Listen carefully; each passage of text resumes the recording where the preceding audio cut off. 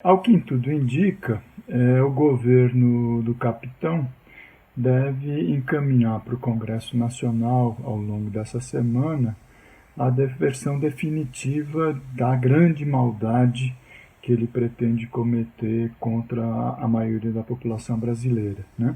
E aqui eu me refiro a uma versão, enfim, tese definitiva, entre aspas, pelo menos por Paulo Guedes e para a sua equipe, da reforma da Previdência.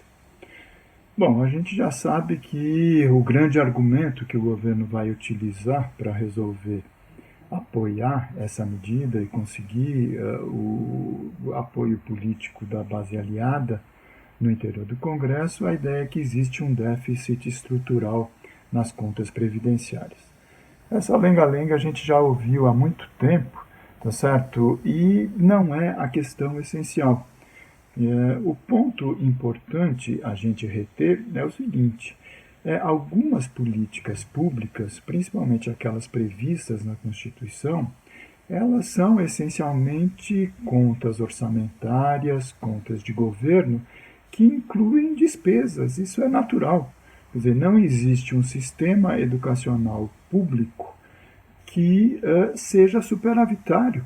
Quer dizer, se o nosso sistema, como a Constituição diz, ele é público, universal e gratuito, ele é um sistema que tem despesa, é normal.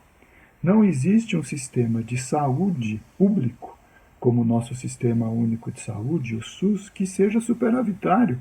A intenção do Estado, quando ele oferece saúde para a população, não é ganhar dinheiro, é resolver problemas de saúde. E para isso que a população paga impostos para ter os benefícios dessa receita tributária se transformar em políticas públicas. A mesma coisa se aplica no caso da Previdência. Mas o que acontece? Mesmo que se pegasse pelo enfoque da despesa, o governo esconde um elemento essencial. Se ele está preocupado em resolver problemas de gastança, como ele diz, ele devia se ater à conta que é a maior gastadora de todo o orçamento público. É a conta que é a conta dos juros.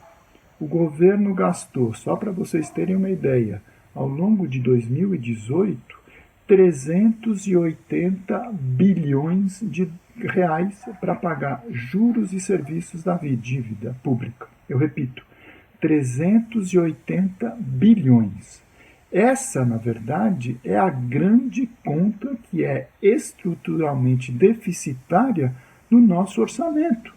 E se o governo está preocupado, então, em resolver a questão do déficit fiscal, ele deveria começar a cortar naquelas contas que são as mais deficitárias do ponto de vista orçamentário. E, além disso, não só ela é a conta mais deficitária e é estruturalmente deficitária, porque ela não tem nenhuma receita, ela só gasta. Gastou quase 400 bilhões o ano passado e se dirigiu para uma parcela muito pequena da nossa sociedade. É aqueles 1% famosos do topo da nossa pirâmide da desigualdade. Ao passo que as despesas com a Previdência Social, elas são dirigidas para mais de 30 milhões de indivíduos, ou seja, 30 milhões de famílias que recebem valores, na sua absoluta maioria, inclusive o governo fala que são privilegiados, né, recebem um salário mínimo. Isso é uma loucura, quer dizer, não só ela é uma conta que distribui renda, que promove uma desconcentração da renda na nossa sociedade, como uma boa parte desses recursos termina voltando para os cofres públicos na forma de impostos. Impostos municipais, impostos estaduais, impostos federais. Ao passo que a maior parte daqueles 380 bilhões, eu repito, a conta mais estruturalmente deficitária, geralmente são tratados com toda a generosidade da isenção tributária, da desoneração tributária. Então, é um gasto muito maior, é um gasto muito pior do ponto de vista da distribuição de renda e é um gasto que não promove quase nenhum retorno do ponto de vista dos tributos, sejam federais, sejam estaduais, sejam municipais. Então, deixemos claro o que está em jogo. O problema não é um problema de resolver aspectos fiscais de 2019 ou 2020 com a reforma previdenciária. A gente já falou sobre isso. As contas previdenciárias não vão ser afetadas no curto prazo por nenhuma reforma que se imponha.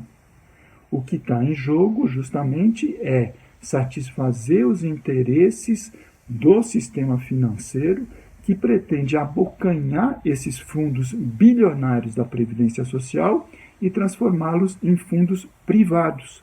É essa fundamentalmente a ideia da transformação do regime de repartição em um regime de capitalização.